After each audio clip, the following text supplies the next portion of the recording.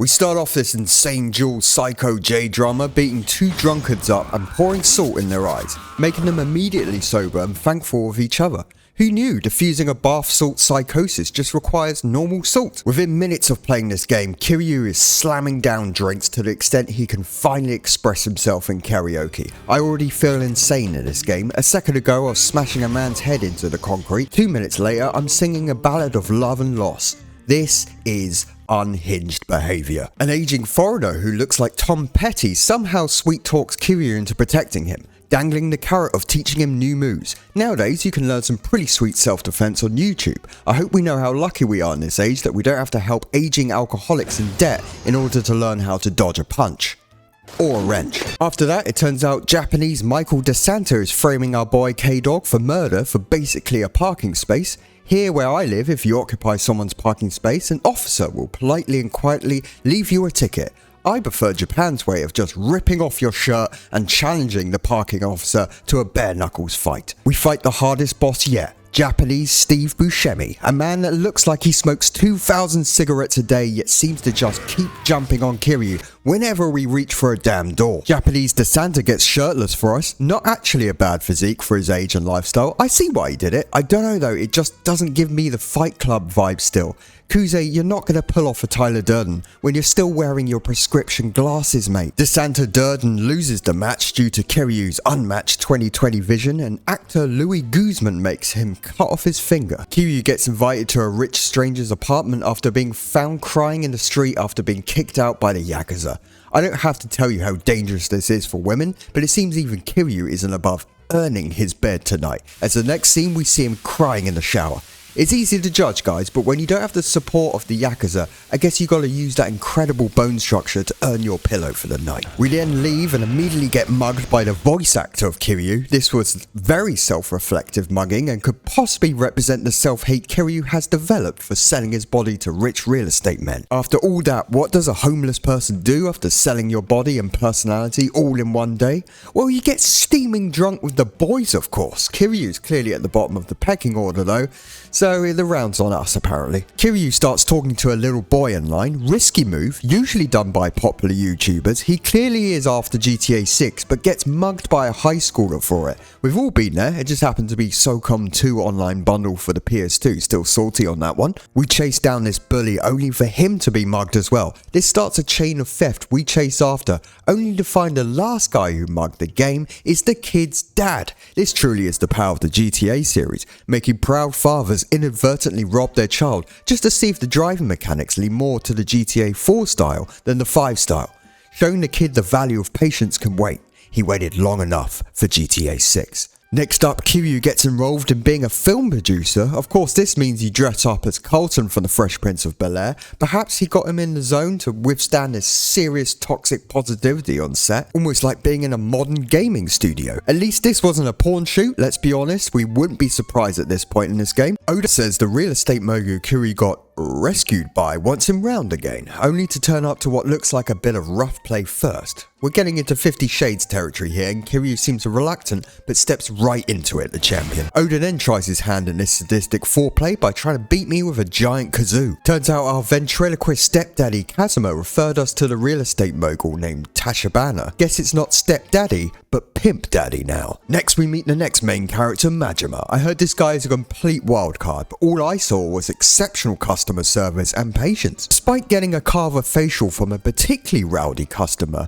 Majima keeps his cool and explains that he knows he's a pharmaceutical CEO and should perhaps be happy he bumped into the character Goro Majima rather than Luigi. Turns out Majima has been posted at this club by the Yakuza and despite apparently drowning in women, this ain't his flavour. Perhaps a show of It's Raining Men would make him lift his eye patch up. Majima's Yakuza boss Sagawa, who's already 60 smokes deep I feel, today tells us we need to cough up a cool $500 million yen to get back into the Yakuza. I'm guessing Majima got the Yakuza laundering their money into Ubisoft stock back in the day, citing Assassin's Creed as a bulletproof IP, but the boss got a review copy of Shadows and yeah, now Majima's paying the debt. We take a breather outside, but Majima then gets accosted by an old martial arts guy. Could be homeless and on crack, wanting to fight.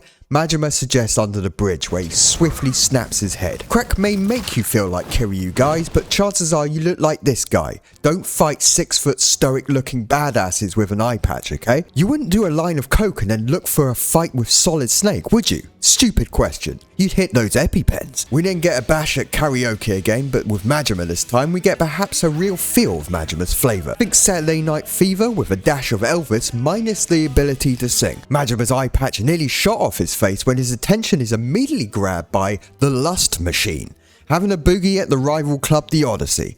There's something beautiful about this, but I failed to see it. Majima gets immediately proposed to on the street. Unlike Kiryu, it isn't a real estate mogul, but a flustered young woman. Majima comes clean as the memory of the Lust Machine dancing in his Odyssey flashes before him. No jokes aside, Majima, I'm sure, is a charmer with the ladies, but this lady wants him to pretend to get her overprotective dad off her back.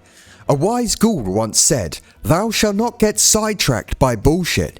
He had not played a Yakuza game. We get the origin story of Majima's missing eye and his boss sporting some of the strongest eyebrows I've ever seen. Think Pitbull taking finasteride hair pills, but it only responded in his brow. Some irate businessman gang up on a well-dressed man saying he needs to pay tax on his suit. This is how men critique each other's clothes. Judging your suit's percentage of tax, I guess, is an American Psycho-esque flex here in Japan to judge its quality. And I'm into it. We end up talking tax with this taxable suit guy. Not the direction I thought a Yakuza game would take me, but here we are, with Majima essentially planning the idea to tax cigarettes more, until he realizes he smokes. But he's not done there. He then covers even the non-smokers by suggesting taxing the air. It apparently happened in the 18th century France and caused an absolute riot. Can't help but see Majima fitting into the new US administration with these capital ideas. Majima has more drinks, but with his boss basically saying he needs to kill this scumbag pimp to get into the Tojo clan again. Majima keeping it real cool until the end and then just randomly freaks out, revealing his terrible teeth. The boss gets up as it's clear Majima is not handling the booze well, but keeps the tab open, the legend. Majima's feeling lonely and hungover the next morning, so he's on the cool girls already. He gets a single mum, which immediately discourages him. Straight after, we get a face full of, well, I've got to blur this scene, not because the guy is completely naked, but the conversation basically consists of trading self-pleasure routines, and Majima is impressed at the load this guy must be carrying. Didn't think this game would be this, but I did think this game would be this. On a way to a disco in midday to try dance some answers out of a cool girl Majima managed to talk to hungover in the morning, we bump into an amateur performance of what looks like Thriller, but pulling similar breakdance moves to that Australian Olympic breakdancer. Like the Olympic performance, it resulted in people quietly walking away to give them as little attention as possible. Majima goes in for the hit of this pimp apparently, but it ends up being a blind woman, and he plays hide and seek with this woman. With the lack of depth perception from Majima and a lack of her sight in general, this was the ugliest game of hide and seek I've ever seen. The game gets sexual again, with the hide and seek ending in a sensual massage complete with that stanky slow funk in the background. I didn't expect Yakuza 0 to have the vibes of a low budget adult film, but actually yeah, I did.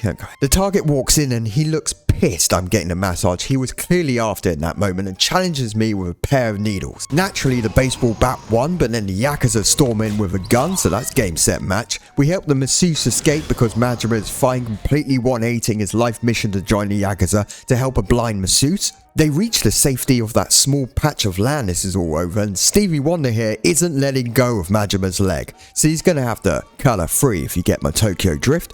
We'll catch up with these visually impaired frenemies later. Kiryu starts bragging to surrogate bro Nishikiyama. Yeah, I'm gonna call him Nishi from now on account of my dumb western mouth. Kiryu bragging about how he's being a big shot real estate mogul guy now. Only problem is that he needs to start looking the part. As the wise man Ron Burgundy said, what does a man do when he finds himself in an existential funk? Buy a new suit. Kiryu walks out looking like an extra to Saturday Night Fever, either that or a fake Rolex salesman. The glasses edition then gives him the vibe of a game developer that recently made it big on microtransaction and has no idea how to handle the money. He has a meeting with a new real estate client who needs squatters removed. Kiryu hands over his business card but upside down.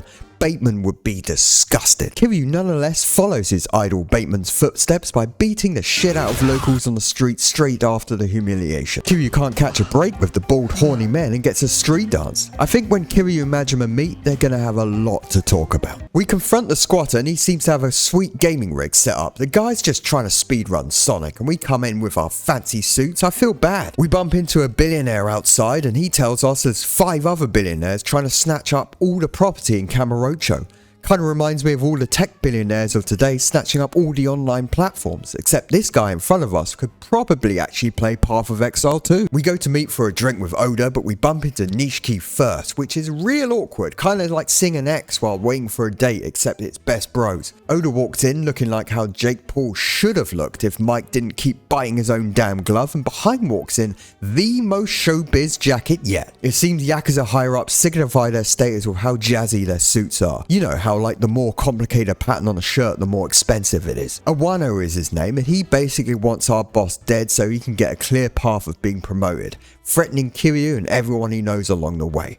Just shows you can look like a jazzy Barney, but it's most likely a violent velociraptor underneath. Another jazzy jacket is around the corner. This guy, rightfully so, is about to get mugged. I can't even think of any situation in 2025 that calls for a bow tie. If you wear one yourself, shout it out in the comments and we'll hack your socials. It's a lesson you'll be grateful for. This guy teaches us the move of just flinging cash in the air as a defense move to avoid fights. Once again, just like Jake Paul, eh? We stumble into a catfight gambling ring, as you do. I think the thing I love about this game is the fact that scenes like this are just tame. Subscribe to the channel if you'd prefer to see the lust machine fighting here. Kiryu is on the run from the Yakuza again. A stripper tells us to escape via the sewer like a goddamn Ninja Turtle. Should have known she was a literal sewer rat, though, because she tips off our Fight Club sparring partner Kuze, who wants to show off his new motorbike he somehow got into the sewers. Kuze drives the bike into us, waiting for us like a biker mice. We didn't have to fight Kuze again, but in his ultimate Fight Club form without prescription glasses. No matter, we do a Hulk tossing Loki move repeatedly as he couldn't see jack shit in the dark sewers. I get he wants to be cool. I think he thinks fighting with Kiryu makes him look younger, but he's past his prime, man. Please share this video with your overly communicative uncle who won't stop going on about DeepSeek. The sewers lead to a disco floor naturally with human Barney Awano waiting for us. Nishiki has a complete meltdown under the stress. To be honest, Kiryu doesn't really need this. He thought he was getting a lift out of town, so he quite rightly steals the car after being held at gunpoint. We switch back to Majima and he's got the blind masseuse holed up in a dirty storage unit from the Odyssey manager. He thinks we're into some dark weird shit, and to be fair, Majima doesn't actually correct him. Majima finds the whereabout of Lee, the needle thrower from a doctor helping him. Majima thanks him with a swift knee to the stomach, naturally, demanding he take a power nap. Gotta be a great father one day. We meet Lee, and after beating the crap out of everyone there, we finally talk. Lee either about to take a dump or just cowering in fear. I mean, anything goes in this game, I've found. Turns out the poor blind girl, called Makato, was captured by the man with a bat tattoo and traded off probably by Andrew Tate, but apparently bought by the Korean mafia.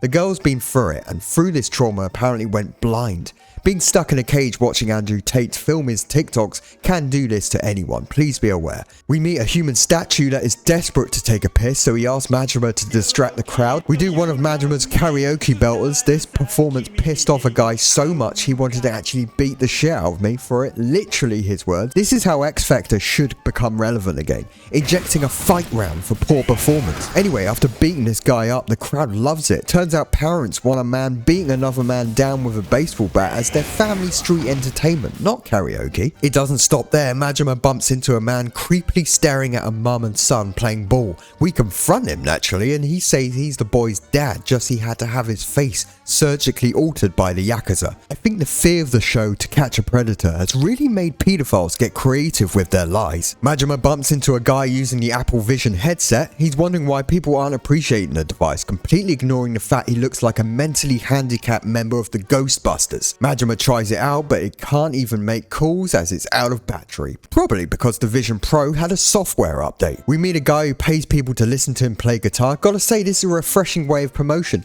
People do it with view bots here on YouTube. Buskers are doing it the organic way. Another jazzy suit turns up. The guy's a maniac who just wants to fight Majima. Majima, of course, has a policy not to fight customers, as policy is king at the Grand. So Thriller Jacket here calls the cops on himself in order to be a criminal so Majima can fight him. A policy loophole that ended in Majima breakdancing into his face, basically recreating that disco scene in Starsky and Hutch. Lee goes to start the van, and we should have known the Yakuza would pull a casino on us. We then get a jazzy white jacket boss turn up in the flames, just like frickin' Sephiroth. Kiryu walks down a shady alley and bumps into a mushroom dealer. Kiryu doesn't feel in the mood. To be fair, running from the Yakuza on mushrooms sounds like the most terrifying experience a human could go through. Absolute nightmare scenario number one. We fight Kuzi again, and Kiryu decides to hone it in by pouring tea in his damn eyes. Put your glasses on, mate. Then Tachibana obviously gets jealous of Kuzi and Kiryu's tea party and tries to do a Tokyo drift, but completely screws it up in his Ferrari. And clearly, he's no Vin Diesel, but I appreciate the ride right now. The blind masseuse Makato describes to Majima that she was captured and tortured by a man with a bat tattoo. We're following Tachibana's little Tokyo drift stunt gone wrong earlier. We're resting in an underground Chinese hospital, topless, and he has a bat tattoo. Colonel Sanders wants a word of Kiryu, basically telling him to take his bad press out of Little Asia. He doesn't want the Dojima clan running in with their fried chicken brands that don't give you diarrhea. So we scram, homeless and alone, but we find one of the homeless boys we were drinking with a while back, and he says we can crash round his pad, but just no funny business. Kiryu assures him there's nothing funny about selling your body for a roof. A few kids try beating up the homeless, so Kiryu beats the crap out of them and then lets his homeless roommate cave one of their skulls in with a bat. I get Kiryu is meant to be the main good guy here, but so far Majima is the one that's been showing exceptional customer service and patience. They're helping a blind girl whilst Kiryu is sleeping around, rebelling against his family, getting involved with Chinese real estate and homeless baton runs. But he won't hit women, so good guy. Majima meets two absolute whipped whale errand boys in a row, dashing to run and buy these girls gifts. If only Japan had this problem currently. Right now most men are jacking it to AI girlfriends and Genshin waifus. They're still whales, but they're running huge digital distances now to buy these digital gals some new digital clothes. Like the video if you've yet to introduce your parents to your AI girlfriend, effectively telling them they'll never have grandkids. We meet Billiken, a detective that can get us in with Nishitani, the red jazzy jacket that called the cops on himself, as we want to find out who the jazzy white suit guy is and the red suit knows. Billiken won't take a bribe though, but oh no, it's happening again. He's lustfully looking at Majima up and down. He wants drinks. Guess we're doing this rent boy dance again, but with Majima now. What I thought was going to be an uncomfortable foreplay drink exercise on a boat turned into an aquarium ride followed by an actual fight club. This was an underground ring for criminals to fight for freedom. Majima has a crack, literally with his bat, beating up a budget joker. We finally meet Red Jazzy shoot Nishitani, and after beating the hell out of each other, we start to really hit it off until Billiken stumbles in looking like a butchered boar, and behind is the killer guard. Nishitani gets shot, which really sucked as he was like, yeah, you're my new bro man, I'll fight with you to the end. Upon reaching the other city, Sotenbori, Kiryu immediately hits the adult video store, the dirty dog, the owner even giving him a private room in the back. Probably the shirt Kiryu's working that gives him this vibe. We hit the arcade and suddenly we're Super Saiyan fighting Shenron. Next we get in a high-speed car chase shootout that feels like a sloppy Matrix scene on account of my drunk aiming. Makato tells Kiryu Oda is basically the woman beater that with the bat tattoo that captured her, and Oda hears this and says he's gonna kill them as he needs his real estate gig real bad, man. He's got Makato at knife's edge, but looks like Jazzy White Suit upgraded her blind cane into a knife hybrid, and bam, knife to the knee, tables turned. She now has become the blind monk dude in Rogue One. Oda, out of pure guilt, has a moment of reckoning and holds off the Yakuza for us, and now he has more holes than a colander. The absolute rat was working for the Yakuza all along, we find out. Next, Kiryu gets shot by a member of the Adams family and Tachibana gets captured. Luckily, Colonel Sanders saves Kiryu. He needs a buff model for his new super protein chicken drumstick combo coming out. Amidst the chaos and the harsh electro music, we notice a stoic sign boy. rigid in stature and purpose. I don't know, it just made me laugh with the music in game. The guy is committed to sign. Asian Steve Buscemi is back. I thought we ended him, and he's with the other immortal, it seems, Kuze, torturing our boy Tachibana. They seem to be into some hardcore foot play, but then Tachibana gets a hammer to the face. If you've played Smash Bros, you know this is a KO. Kiryu loses control of his emotions after arriving just a little too late, missing the Yakuza rendition of Peter Gabriel's Sledgehammer, and apparently this lack of emotional control is exactly what Kuze needed to declare us a real Yakuza. Could have just ranted on Twitter, that also shows a lack of emotional control, but whatever gets you to the top. We meet Big Eyebrows himself, Shimano Pitbull. He basically says he always knew Majima was a little beta boy and would never kill Miss Ray Charles Makato. Majima is pissed, engages in a bit of rough play on the street just to get himself going again. Look, some people gain control in their heads by being dominated. I'm not here to kink shame. Turns out Makato can see now, conveniently when she finally didn't have a chaperone around town. We take a stroll around town, but her sight still ain't great and keeps tripping in the street. Majima even pointing it out passive aggressively. Makato doesn't want cash for the parking space she inherited, but just the literal heads of the lieutenants that killed her bro. The Yakuza do make a pretty good assessment, pretty late in the game I'd say, but still, that rather than pay for the land, they could just kill the owner when they'll get no legal trouble from that. Kiryu's meeting Jazzy White Suit Sarah at Little Asia. Can I just say what an insane maze this place is? Look at this labyrinth of crack alleys. I'm nervous here as this is two Jazzy White Suits clashing. Blood could be spilled and that's going to be catastrophic for the dry cleaners. We finally get revenge on the giant Kiryu's voice actor who mugged us in the beginning. Granted, while he's asleep, and although the animations won't show it, Kiryu's basically just sticking his hand down his trousers for cash. A power move, prison style. We rush to the Kazuma family office as apparently the Dojima clan are gonna attack, but look who's here. I'm actually getting sick of this guy now. He's ditched the glasses thinking he can hang with the 2020 crew, but he's past his prime. It's just sad now for Kuze. We finally stand up to our childminder 60 a day boss Sagawa, and he crowns us the mad dog.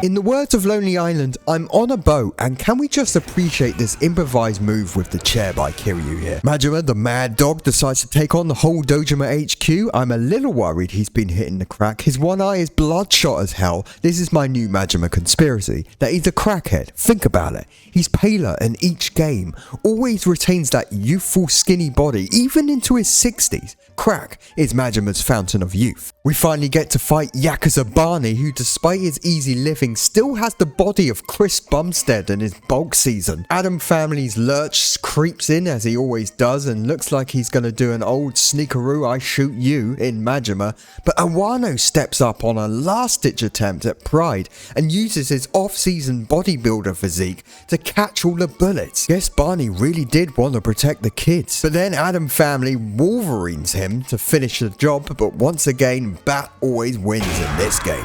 Shibusawa and Kiryu finally beat each other to a millimeter of their life. Shibusawa, another guy who thought if he'd simply ditched the prescription glasses he could stand up with the big boys, but no. So after all the commotion we've been through, it turns out Jazzy White Suit Sarah won the top seat. Louis Guzman is absolutely livid. Look at that mustache tremble. And after all that, Kiryu is going back to the Yakuza. So all this really was just to get Kiryu to ditch that hideous shirt. What was worth the journey was the final form of Majima. Kiryu gets a new suit and does a whole monologue about how he's a new man. Majima gets a trendy new haircut, extreme jazz level snakeskin blazer, and doesn't even introduce himself to Makato, who can now fully see but doesn't fully recognize him. Man lives for himself and I respect it. Then the boys finally meet, both hard as nails and both facing the hard truth in front of them. That they both have terrible fashion sense. Thanks for joining me on the most raunchy adventure I've done in video games. Stay classy, internet.